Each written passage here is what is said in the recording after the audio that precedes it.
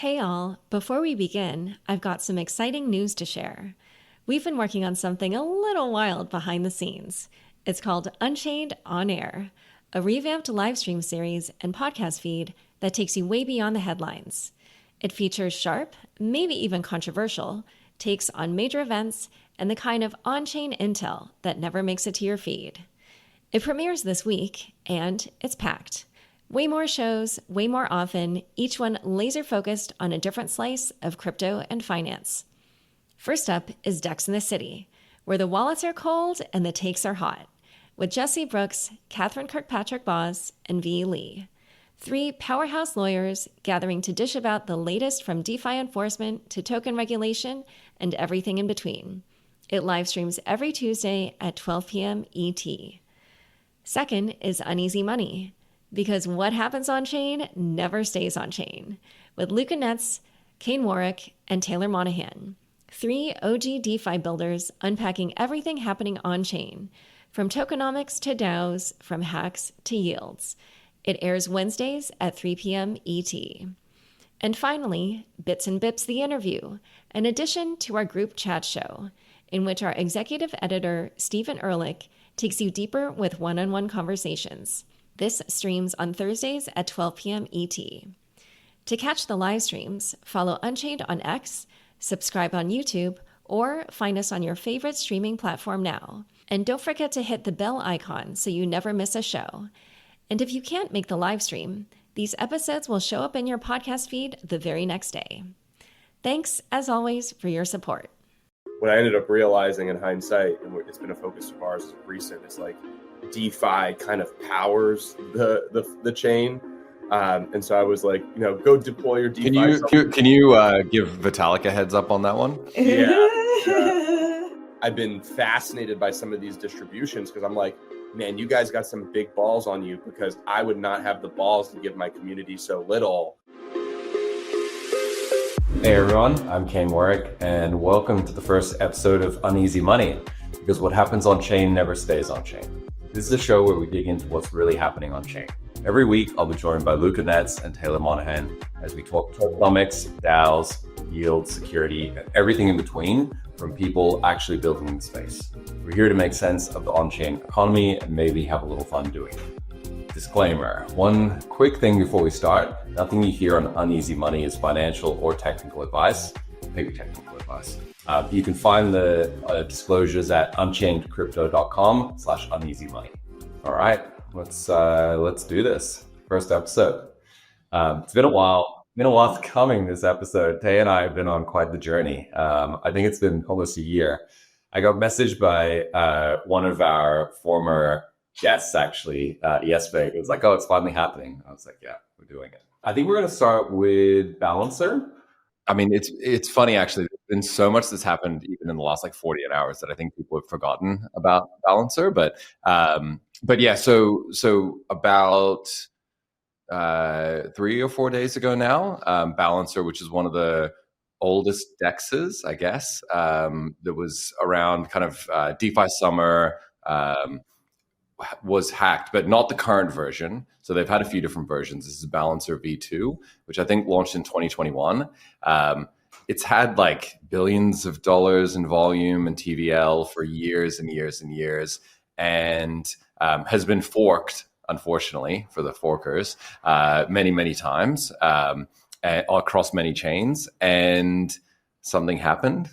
What's your hot take on this, Tay? Yeah, something happened. It got exploited. It was a pretty technical exploit where they, you might have to fill in the gaps, but basically the way that all of these sort of types of smart contracts and liquidity pools and trading things, how they work is, there's automatic things that get adjusted perpetually over time, every single time there's a trade. And so the logic of the smart contract code handles all of that. Ideally, you can't trick it into giving you a better price or a worse price than sort of the broader market. In this case, they're able to use this like one set of functions that allowed calls to be like combined. They're able to do that and then combine it with a rounding issue. So like we're talking about like at the very tail end of the decimals.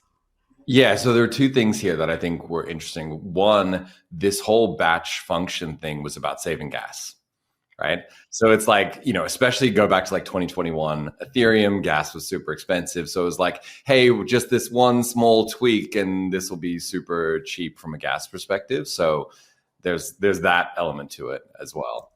Yeah. And so basically there's like, let's just say dude comes along and finds this thing that allows him to make a very long stack of calls that sort of like go back and forth and back and forth and back and forth and exploit this rounding issue, these like these decimals. But like combined with everything else that he was doing, he was basically able to end up manipulating the current state of the contract to make it believe that like the attacker basically had way more money than they actually did. So that was the very first transaction. Basically deployed the contract, did this whole long series of stuff that that impacted the state. And then the second part of it was that then they just withdrew that money. And because the smart contract state had like a bad number in it, the attacker was able to just withdraw all the funds, right? Yeah, a huge amount of money. And so I think it was like 70 million on ETH, and then a few million on things like Base and Polygon and Arbitrum, and Sonic was a big one. Berachain was a big one. There's 13 million on Berachain. There's a whole Berachain arc that we can get to as well, right? So it was you know, over 100 million that was stolen. I don't know, other than Berachain, which we can talk about in a second, I don't know if much of it was recovered or you know where that kind of sat, or if people have any idea as to who may have been behind it. But it's definitely I think the scary thing for me with this, I was a big LP in Balancer V2 back in the day. So that was a bit petrifying. But also this contract's been on mainnet for 4 years. Yeah. And that's the big thing. So I saw a bunch of speculation around like, how can something be on Ethereum for 4 years with a bug like this and not get exploited until now? Like what's your hot take on like, how does something just last that long and then someone stumbles across it? Yeah. So I think there's like a combination of things that, like specifically for these types of incidents where it is something where the team is actually security conscious. It's been on chain. There's tons of forks. It's been audited multiple times. And presumably the forks have been audited as well, right? Like it's not like this is just, you know, them YOLOing a few audits in 2021 and then forgetting about it, right? So no, repeated audits, like over time, the forks, you know, there's just like so many different things. The first thing I think that contributes to it is that you have over time, like the sort of the knowledge that people have and expertise that people have and the assumptions that people make, both on the security side and on like the blackout side, evolve. And so these precision rounding type issues, like they've always been known about, but it's only been really more recently that people have realized that they can be like way more dangerous than it was previously thought. So like the assumption before was basically like, as long as it rounds in the protocol's favor, it can't be exploited because, you know, even if they do the exploit, the protocol is going to profit, not the attacker. However, over time, you realize like because of the other mechanisms that are within the contract or adjacent contracts or whatever, even if it rounds in the protocol's favor, you know, in one place or both places or whatever. Yeah. Bad things can happen. Yeah. I mean, it's kind of crazy. It reminds me a little bit like the kind of evolution of MEV. So, back in the day, so MEV is like minor extractable value, or we call it something else now. I'm too old. That was the validator something or other. I don't know. Anyway, it's like the ability for people to manipulate the order of transactions to make money effectively, right?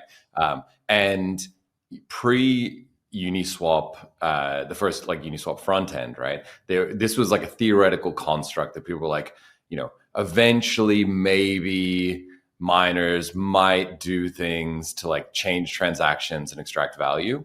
But it was like this theoretical thing that people were like, it's never really happened. So it's probably theoretical and not likely to happen. And then one day Uniswap turned up and it became like sandwich attacks, like changing the order of transactions and manipulating the state of the contract on the way in and the way out to extract value became a thing. And then everyone was like, oh, it's not a theoretical thing. It's actually real. And then here we are today. Yeah, exactly. And that's like I think in such an adversarial environment, you're just going to have, like, there's so much money on the table. You're going to have these evolutions happen really, really quickly. I think all of us are still asking the question, like, what do we do about it? Because we're not quite convinced that, like, forcing these teams to just do more audits is necessarily going to. I mean, clearly audits didn't solve this problem. Like, if audits were the solution, then this would have worked, right? And it didn't. So yeah. So, like, obviously a lot of the bug bounty and contest companies are pushing bug bounties and contests, saying that those are the solution. Maybe they are, like, maybe they help. But I think that I don't have like a good answer at this point. I think that there has to be like another layer of mechanisms to help prevent these massive losses. Well, speaking of other layers of mechanisms, Berachain had another layer of mechanisms that they used, which was coordinating the validators. And Luca, I'm sure you have some thoughts on this, right? So as someone who runs a chain, so Berachain saw this happening, coordinated the validators because there was about $13 million across a couple of balancer forks on Berachain. Coordinated the validators, halted the network, and then basically did like a precision validator update that bricked the funds and returned them, which is aggressive. I mean, I tweeted about this and said, like, I'm here for it. I think, if you are centralized enough to be able to coordinate something like this, you should. But Luca, I'm curious. So Abstract didn't have any balancer V2 forks on it, or wow, Nope. Wow, dodged a bullet there. How did you manage that one? Yeah, I mean, well, in hindsight, it ended up biting us in the butt a little bit, but we were so anti-DeFi, right? And so like consumer focused. What I ended up realizing in hindsight, and it's been a focus of ours as of recent, is like DeFi kind of powers the chain. And so I was like, go deploy your DeFi. Can you give Vitalik a heads up on that one? Yeah. But it is super imperative for a chain to really run efficiently and functionally, at least for the end user, that DeFi is present. So I was actually so negligent and pushing DeFi builders away and trying to bring consumer builders in that when the consumer builders came, the liquidity machine wasn't churning as efficiently enough. And then so now we're doubling back and getting the DeFi. So that was actually one of the few times where I really kind of fell on my sword on that one. And I was just like, oh, shit. But I kind of take the stance just in regards to what Berachain did. I think there's really two types of blockchains. There's one which I think serves as a decentralized network state, which I think is important for humanity, and its function and its purpose is to be alive and functioning no matter what, right? During the apocalypse, during, a world war, like it just needs to work. And that to me would be like Ethereum. Ethereum is the decentralized network state. And I think there's very few that are close to being what Ethereum is.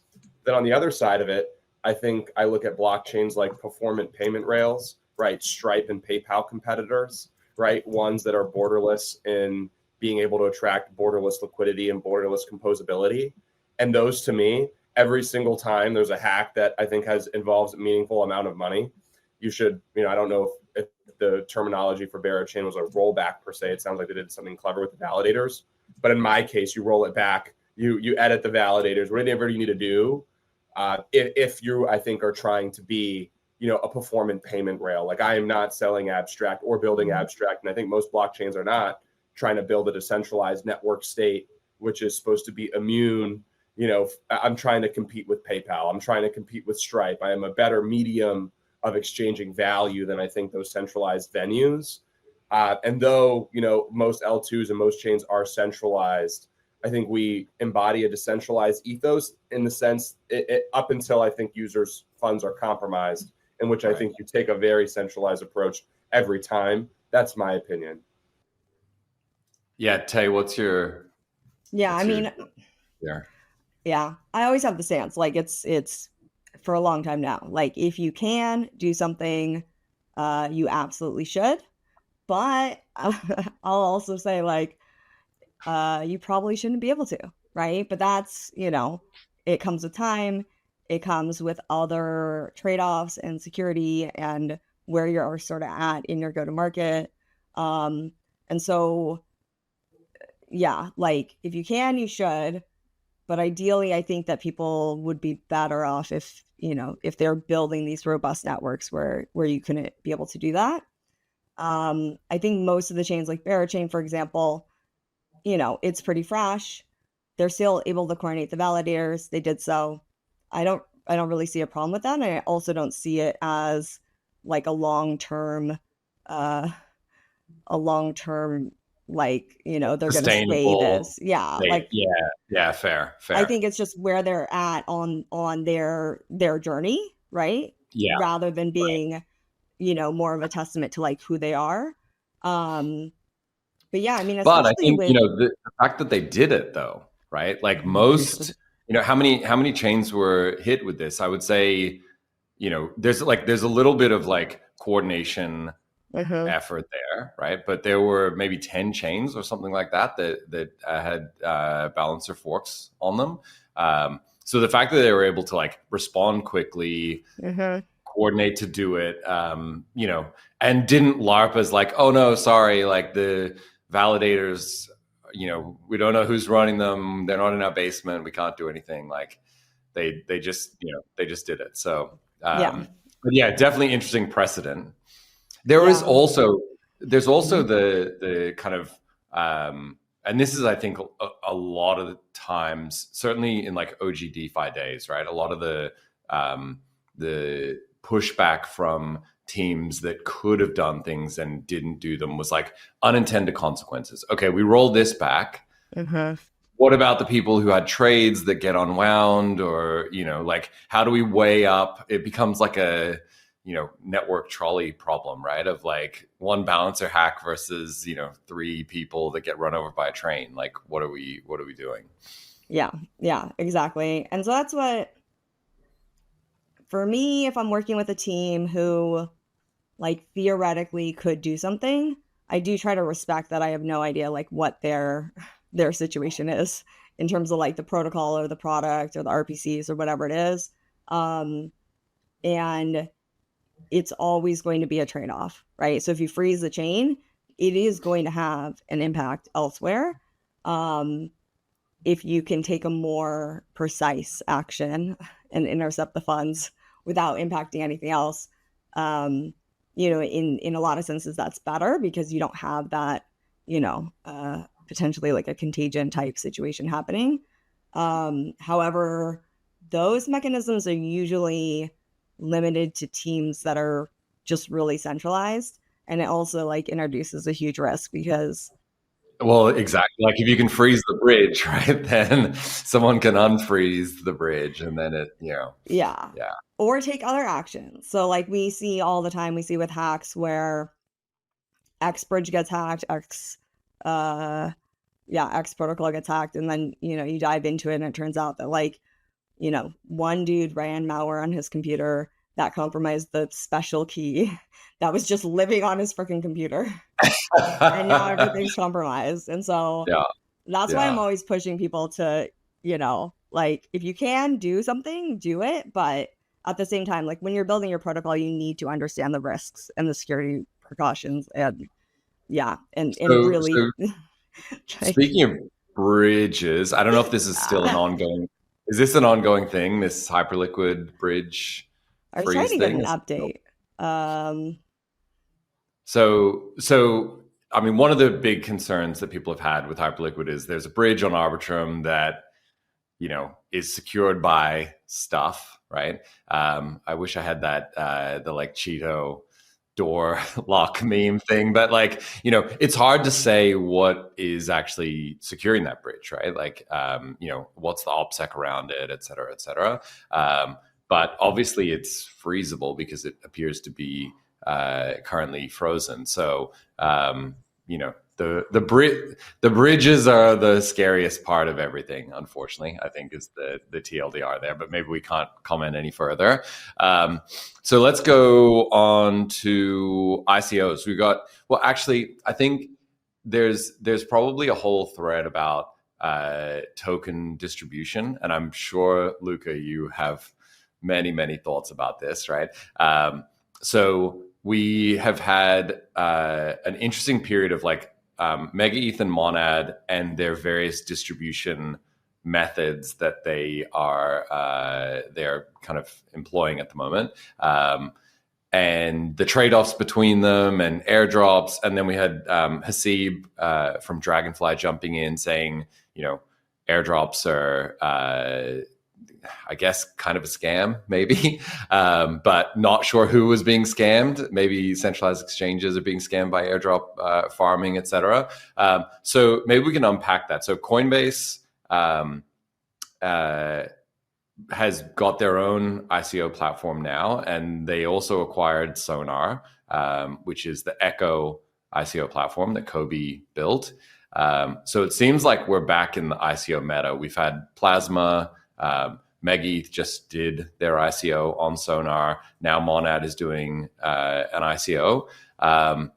Yeah, Luca, thoughts on the ICO meta coming back? I'm super stoked for it. I mean, as long as we don't rue the day for it 4 or 5 years from now, for God forbid the administration stance changes and they start going after everybody. I think that'd be like my only fear with it. But in principle, right, there was a statistic that I read the other day around like just regular IPOs. You know, IPOs back in the 1990s, early 2000s just made everyone rich if you held them for a relatively good period of time because the prices were so good. That has since dwindled, at least in the traditional markets. Obviously, ICOs kind of brought a little bit of that back in 2018, 2017, obviously with a lot of harm. There's a lot of scamming going on with those ICOs, but also a lot of great case studies came out of there. I do functionally am a believer of putting money where your mouth is. And I do think that I don't think airdrops are bad. I actually debated this stance at the Harvard debate club, like literally 4 days ago. I took the stance of like airdrops are good just because I have a really good argument as to why they're good and I can defend it. Obviously being off the backs of one of crypto's biggest airdrops in Pengu. But I do think I think the problem with airdrops is actually not the mechanic, but who it services and who it attracts, right? The demographic and the type of user and community member. I think it's more of a demographic problem than a functionality of distribution problem, because I would argue.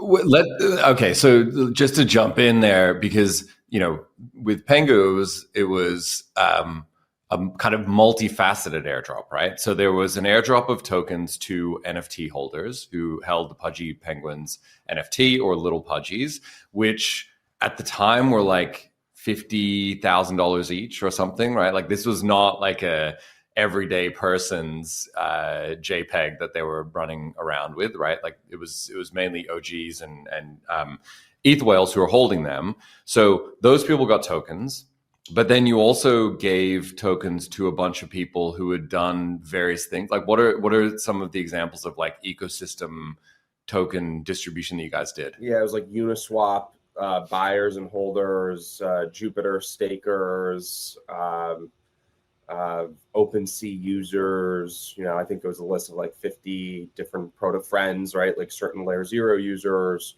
try to target. In hindsight, there was a whole business scheme that I could have done and I didn't, which was like, hey, I'm going to airdrop your community. Make sure you airdrop mine. But we had done this in such a short period of time. In hindsight, which we gave away so many tokens. And I actually ended up ruining it because what ended up happening probably 2-3 weeks later after the drop. And Kain, I know you called me out on it, and I didn't mind it, and I appreciated the take regardless. But what we were starting to see was because there was so many eligible wallets, we started to see people that were connected to a couple of like centralized wallets that had thousands that were claiming, and it was clearly Sybils who had put one jupe staked and gone through, and we hadn't filtered that. It was a proxy and a mistake just on how quickly we basically went from, hey, we're going to launch Pengu to it actually launching, which was a 5-week time frame. So we ended up closing the claim a little early, which obviously created a little bit of backlash. But nonetheless, that's how it was basically 50+% of the supply, 25% to NFT holders, and then 25% to active crypto participants. Right. And so it was a big one. Sorry. Like I airdropped, people don't know this, but abstract users got like $100 million, prior to any farming on abstract. So it was cool. When you're doing the mechanisms for these and you're like, oh, okay, well, let's like grab the uni holders and whatever, like what's the underlying thing that you're going for though? Like, cause there's like a goal, right? You're not just trying to like you're not literally just trying to give random people free money, right? There's like goals and demographics or something. Yeah. So it was a couple things. I think when we filtered the actual data, we were methodical in trying to attribute who was a loyal user on each of those respective platforms and what defined a loyal user. And so each loyalty was defined differently across the different platforms that we rewarded. But you have to understand that the story and the motivation for Pengu, outside of the NFT holders distribution, the thought process was at least in our mind that nobody was going to buy a token where 25% of the holders were just dumping on everybody else's head. So we had to make this. I wouldn't, right? So I had to make this a group thing, and the whole idea around Pengu was actually to go and eventually flip Doge. And like, what is that story? How can you actually tell that story? Well, the story for me is Pengu is the face of crypto. It's the mascot of crypto. It's the people's coin, right? And if it's the people's coin, it has to be distributed as such. It has to be for everyone. Everyone has to win from that airdrop and has to contribute from it. And so we went initially like who supported us, right? The layer zeros, the Uniswaps of the world, people who have shown us value, went and tried to index them the best of our ability. And we missed some. Like I, in hindsight, should have hit up all the Infinex patrons. Again, it was such a fast sprint, but you actually did. So funnily enough, you guys did. You did. But so you gave us a block of tokens, and we were like, how do we distribute this? Because you were like, here's your tokens, and we were like, oh man, now we've got a job to do. And so we actually figured out a way to do this. But this was crazy. This was like a very interesting insight for me because we didn't get the tokens for like a month afterwards, right? So there's like an argument for someone does an airdrop. There's a bit of a race condition of like people trying to rush to sell as quickly as possible when the price is still high if they believe the price is going to go down, right? And so there's like this kind of dip that happens. But this was a month later. So the price had stabilized. Like there was no crazy volatile price action. There was no reason whatsoever. We then got the technology to airdrop things to people, did the Pengu airdrop finally to both patrons and non-patrons. And we watched this in real time as like 85% of people just sold it straight away. And we were like, what is like, and it wasn't like this was even a huge airdrop per person. It was maybe something like $15 to $20 up to like $300 per person. But we were just watching this stream of activity as people sold it. And I was like, okay, like that is a very, very good lesson because you couldn't argue that like there was a rush the price was fine. It wasn't that many tokens. There was no reason to rush to sell it, but people were like climbing over themselves to try and sell this thing. And I was like, this is just a bad,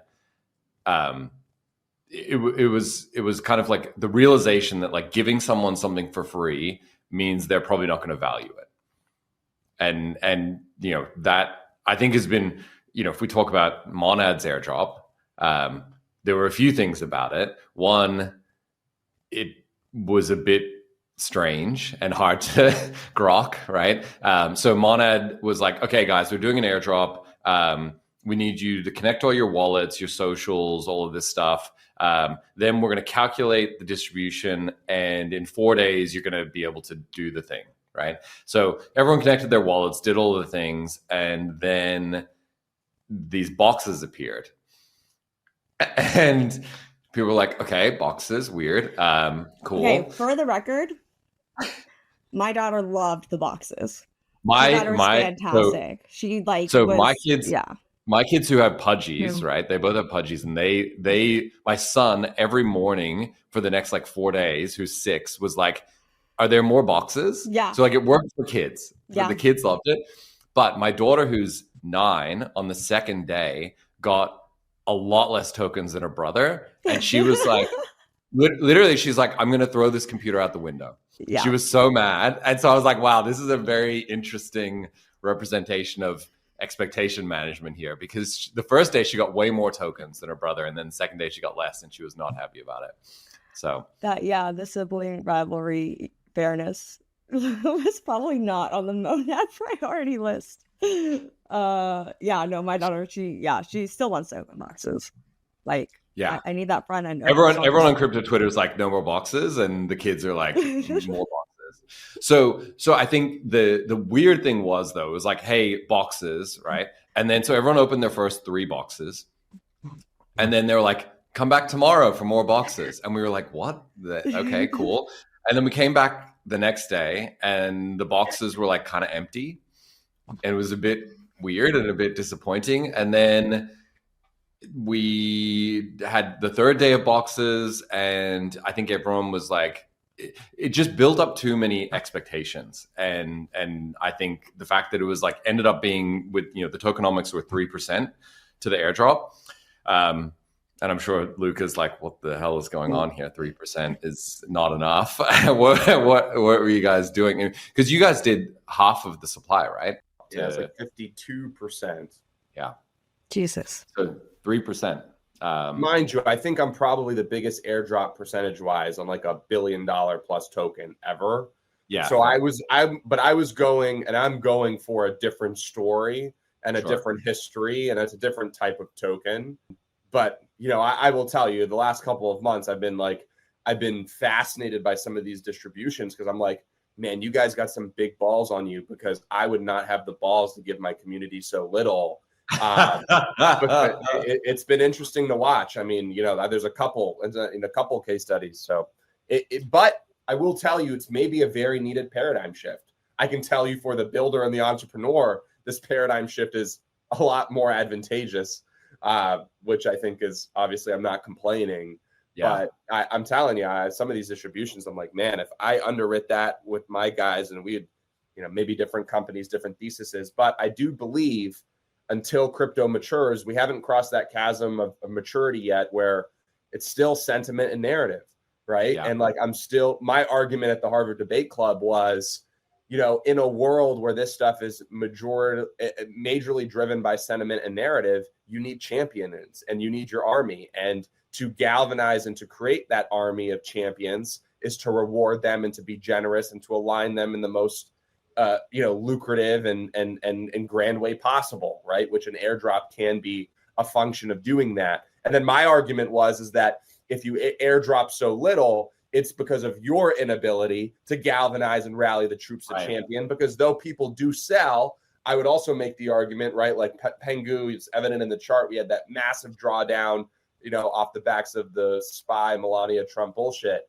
But we also had one of the biggest run backs up of alts of the, last 180 days. And that reflexivity, I think, in part was because of that generosity and that goodwill. And who really hates Pengu, if you ask around? I mean, I'd be remiss to find somebody who says, I hate that coin. Yeah, I don't think there's many people. And so this is an interesting. So Hasib had this long thread about airdrops, and what they were trying to achieve, and airdrop farmers. And this is, it's an evolving space, right? Back in the day, when we did our airdrop in 2017 for Haven, right? The point, which it's definitely dating me, but the point of airdrops back then for ICOs was to be a proxy for the demand for the token when the ICO happened. It was a way of signaling if people were willing to jump through hoops to get this token, given that there were an infinite number of tokens that were being created during the ICO era, that something must be good about this project, right? It was like a signaling mechanism. So you did a big airdrop and people would do all the things that you asked them to do to get the thing. And it was a way of kind of signaling it, but it was very organic. There weren't yet at that time like giant civil farms and industrialized farming and all of that stuff. It's changed today. Today it's like industrial farming activity and civil farms and stuff that try to capture the value from airdrops. And Haseeb was sort of saying, the metrics, basically the farmers come and say, we pump your metrics for you, right? This is a paid service. And then Haseeb was like, okay, well, if you're pumping the metrics, who are you pumping it for?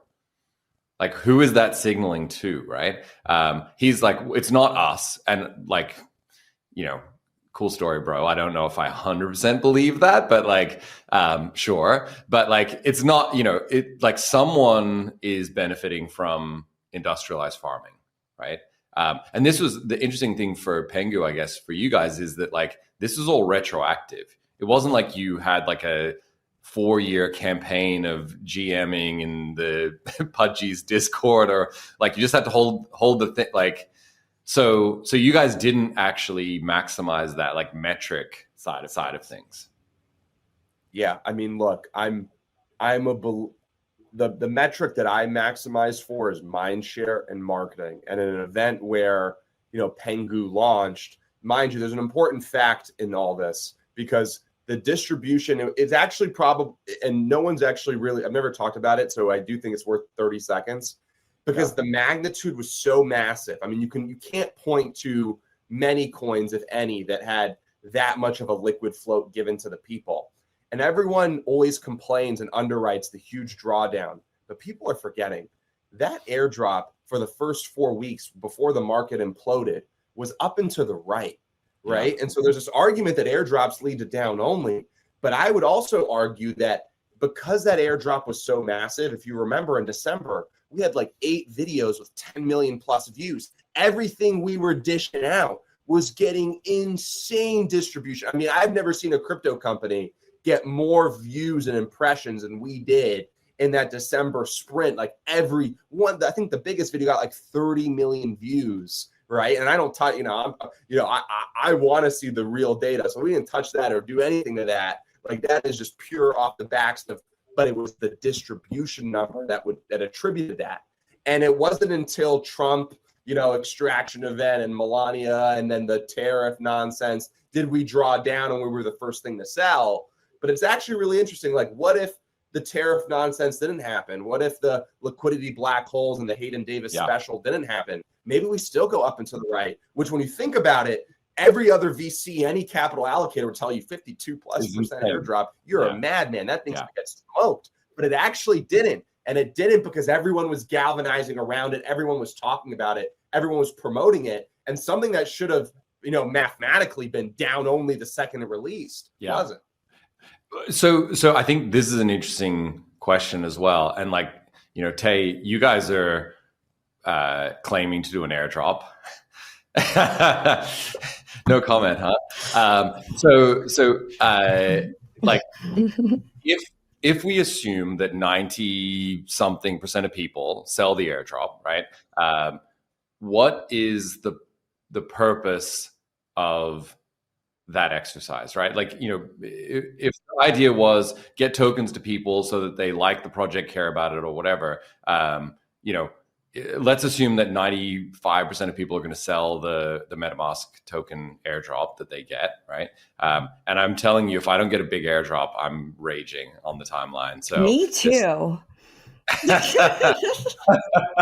So it's like, but if everyone's going to dump it, what is the point of the exercise, right? Like, yes. What's the point of the exercise? And we've been dealing with this for a good minute now, because we did it last cycle as well. Everyone wanted us to airdrop, and everyone was like farming MetaMask as if we were doing an airdrop. And it was really interesting because I kept trying to figure out why, like, what was it that people actually wanted, right? Because everyone, like, dude, we would tweet and it would just be like, just piles of like one token. And I never really I never really got to the bottom of it. There's like a huge, just this like mass of people that are just like around, and like now it's all the AI bots, but back then it was very similar. It was like these robo-human reply guys. I'm still curious, like, what is it that people want? And like, for the most part, my hot take is we don't have ICOs. Yeah. Like, if MetaMask said, hey, we're going to do it. Yeah, like, but even still, like, people want to speculate or own or have exposure to the MetaMask brand, token, whatever. If you don't sell it to them, and my guess, I mean, I don't know, maybe like ICOs are back. Maybe you guys do ICO and sell tokens to people. Who knows? But if you don't sell it to them, then the only way to get access to the thing is to farm it, right? Yeah, and that's it. I'm sorry to interrupt. I do like the blend, though, of the ICO with the airdrop. I think that is like a pretty fair medium where, like, you do have loyal power users who contributed to your network and that have given you tons of value, to your product. And there should be that. But I also think that, hey, if you want to, play this game and be a part of this ecosystem, like, I do like the combination of the two. I just wanted to interject, but I'm so sorry for interrupting. Yeah. No, I think the question is like, okay, so what do you want? What do the users want, right? What are they trying to get? And then, like, as a builder of a product with users in an interoperable, decentralized ecosystem with so much going on, like, what are we trying to do? What are we trying to accomplish? And a lot of like our like highest level priorities are basically just like creating value, like, for people. Or even sort of like broader, it's like we're trying to unlock people's ability to interact with all these different things and create value in all these different ways. And so that's always been the big question with like a theoretical MetaMask token is, what exactly would this token do? If you ask Twitter back in the day, they would just say, oh, just take the revenue off the swaps and redistribute it through the token. And I was like, okay, if we want to redistribute all of the swaps fees to people in like a fair way, we would just get rid of the fee. Like, right? Like, why would we do this convoluted mechanism of having it like route through this token? Like, there has to be something else in order to create value. Otherwise, you're just doing like a little weird value loop where things get lost and like reallocated in a weird way. I think MetaMask is an unusual, market participant, right? But you can imagine a world where MetaMask said, we need money, right? And you don't. But let's imagine a world where, like, normal startups, you want to expand to Solana or something, right? But you already did that. Sui, you want to expand to Sui, and so you're like, all right, we need $1 billion to expand to Sui because we need to rebuild all the technology or whatever. And so you do a big ICO, you sell a bunch of tokens, and then people own the token. And it's like, well, how do we return value to token holders? Then sure, it makes sense, right? Like, take fees from the thing generating, revenue or whatever, and put it into the token. There's many good examples this cycle, I think, of that.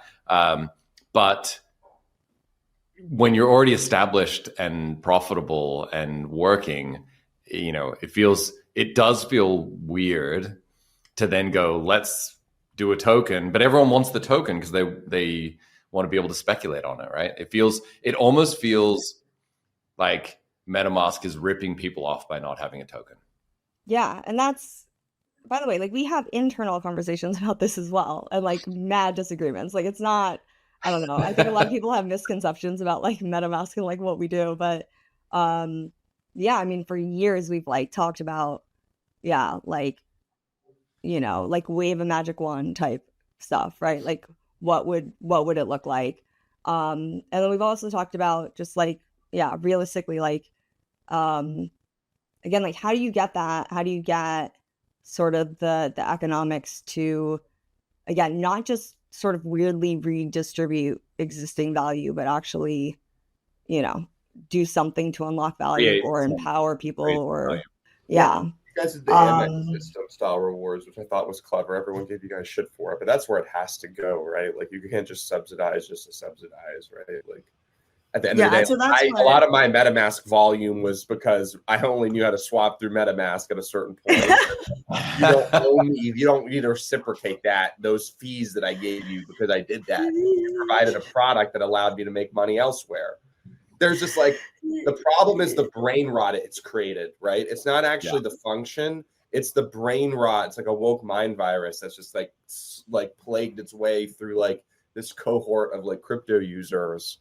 You know, it's like that's what we have to figure out. But the Amex style reward system, I'm totally aligned with, right? Like that. Well, and that's where we sort of arrive, right? Like we're still, there's a lot of things happening. Okay, consensus, MetaMask, huge place. I don't know all the details. There's things happening all over the place. I do know because I played with it. The new rewards is super freaking cool, and in my opinion, is it boxes? Tell me it's boxes. There aren't boxes, but I might have to go into Slack and tell them that we need boxes. But basically, what it is that you it's built in. I think it's only on mobile right now. Like extension is rolling out soon, but basically you take certain actions and do certain things, most of which you would already normally be doing if you're a MetaMask user, and then you get little points, but then you level up, and then those points unlock things. And so we have stuff that's happening on Linea. We have stuff that's happening, like if you get to like a super high level, you get like super premium free 24/7 instant special customer support, which is like, I don't know if anyone values that, but like I do. And like the team is super happy to be like, they're like, ooh, we're gonna have like a new group of people that we can help out. But there's also like lower fees. There's all sorts of things. And obviously over time they're gonna evolve. We're gonna see what people, you know, respond to, see how else it's gonna work with the product and stuff. But that's in our opinion, like a lot of like sort of the downsides of a token was like the question of like, then what do you do with it? And so I think that's why we ended up focusing on like this rewards mechanism first and then go from there. And yeah, again, there's a lot happening. We'll see where everything lands. I think it's, you know, Luca, you said earlier, TradFi has shifted in the last 2 decades from, you know, private companies IPOing early, you know, like Google was like 4 years old or something when it IPO'd, like Amazon, like, you know, 3 years old, whatever.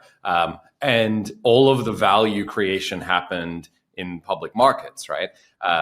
You know, it's actually interesting when you look at MetaMask as what, like 9 years old or something, 9 years old. And you guys haven't IPO'd. You're ripping everyone off by not having it. Imagine if you guys did an ICO in 2017, how happy everyone would be. I'm not convinced that's true though. Like I'm not. But you know, you can see how people get themselves there, right? You can see how like you guys are super successful. You've done all this stuff, and like users didn't get a chance to own it, didn't get a chance to farm it, didn't get an airdrop, didn't, you know, whatever. So speaking of fee distribution and fee mechanisms, Uniswap has proposed for the 28th time now, I think, the fee switch being switched on. Jokes. I think it's only the 3rd time, which is still pretty dire, but I think this time it's real. Yeah, of course it's real. It's Hayden this time. Okay, like insert the founder wants his yellow Lambo meme. Yeah, so I think you know, this speaks to a couple things. One, like the regulatory shift in the US, right? That Hayden even feels comfortable proposing a governance change.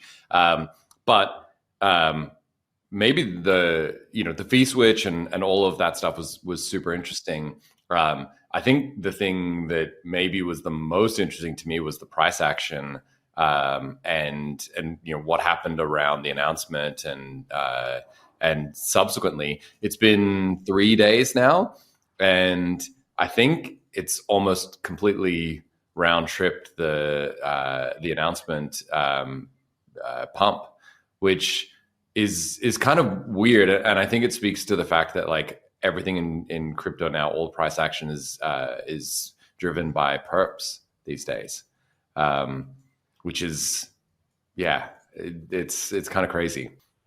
You were getting into it before this call, which you basically were alluding to, like all the volume being perps volume, and I've seen the same thing, just like doing all the data and looking at it, what's going on across the board, which I think makes like 1010 that much more scary, right? Because it was really perps, all that perps liquidity that got smoked. And it's a different, even venture. I mean, so much of the landscape has changed because a lot of people have gotten burned and they've lost so much money.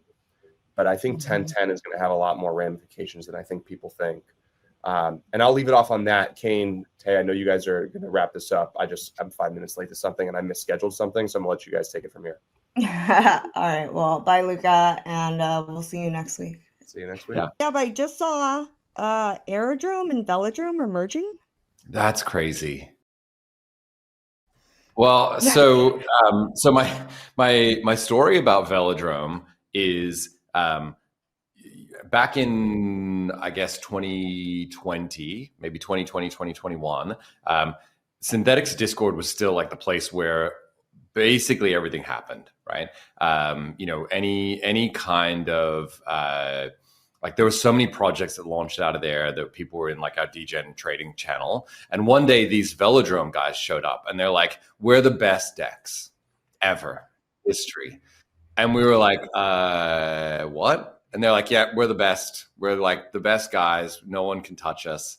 And we were like, oh, okay, cool. And they're like, no. Like, we're fucking serious. Like, you have to use us. And they just like hammered our Discord for weeks and weeks on end, to the point where I was like, these guys are insane. Like what? Like this is so crazy. And I basically got to the point where I was like, I just faded them completely. And they did like a big airdrop of Velo to like SNX holders because we had eventually had like an SNX pool or something.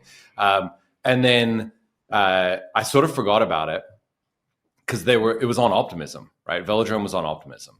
And then Base launched and they forked their own protocol, which was a bold move, and put it on Base and called it Aerodrome. And it became like the dominant DEX on Base. And then Base became maybe the dominant L2. I think at this point you'd probably say it is. And so they became like this dominant DEX. And I guess now they're merging. So I probably need to go through my wallets and find my Velo tokens. I'm sure I've got some sitting around there somewhere. Yeah, and I know I'm like scrolling, so I don't have all the details on like what exactly is happening, but it was always weird to me. The like because they kept them no separate? one had ever. Well, yeah, like no one had ever tried that before. Like it would be like Synthetix. We went from mainnet to Optimism. If we had just like forked the protocol, which in hindsight probably would have been a good idea, right? Like just fork the protocol, new token, new name, new everything.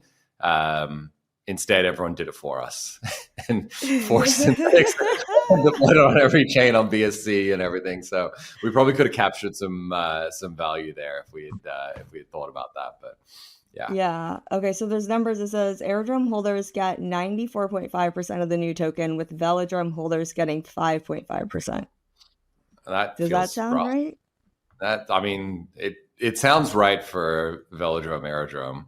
The other fun thing about Aerodrome is there's this ongoing, what I can only really describe as a psyop from them about why their tokenomics are the best. Yes. And like, but this is kind of like very on brand for them, right? Everything they do is the best thing. It's why I actually think they do so well on Base, because Base has a little bit of that like kind of, I don't know, American shameless, shameless exceptionalism. Like, we're so exceptional and amazing that we can do whatever we want. And it's like, what? Wait, what? It's like, no, we can do anything because we're the best. So like, nothing we do, you can't criticize us. So they have this like locked tokenomics thing. Because that's what I know it from. If you do certain loops on Base, then you get the emissions are wild. You get the emissions. Yeah, the emissions are wild. But a lot of the projects on Base have complained about this, because effectively what happens is you bribe, and this was Curve, who kind of invented this V token locking thing. But Curve did it. Like, Curve was like, okay, we're doing this for governance reasons, because it was 2020, so they didn't want to go to jail. So it was all about like governance power and what have you. And then Aerodrome was like, hold my beer. It's not about governance at all. It's about like token emissions. And so all of the Aero kind of incentive loops are about basically projects bribing Aerodrome holders to put liquidity towards their pools, which ends up selling the tokens of the projects. And so a lot of people have criticized them about that. And then their response is kind of like, you're a bad person. Like, how can you criticize us?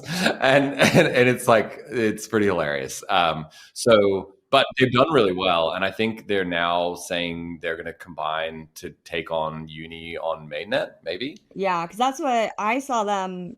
They went to town on the Uniswap fee. Oh, yeah. They were them and Michael from Curve. Yeah. I told Michael, I was on the timeline, I was like, just sit this one out, bro. Like, just, this is in bad taste. Coming in over the top, being like, we're better, like our fee switch is better than your fee switch. I was like, come on. We do like to do that in crypto. Everything is. It's very, very PvP. Like, the second that anything good happens to anyone else, you're like, no, it's about me. Pay attention to me. Exactly. I know. Right? Always. Yeah, cool. All right. Well, let's wrap it up. This has been fun. Yeah, no, super fun. And I think we're going to do it again next week. And hopefully it'll be... So. Unless they cancel us, which would be pretty dire. We've been planning this for like a year, right? So if we get canceled after our first episode, I'm not gonna take it well. Please don't cancel us. All right, that's our first episode of Uneasy Money. Thank you all for tuning in. If you like the episode, follow us on Unchained feed on X, YouTube, or wherever you get your podcasts. We will see you next week.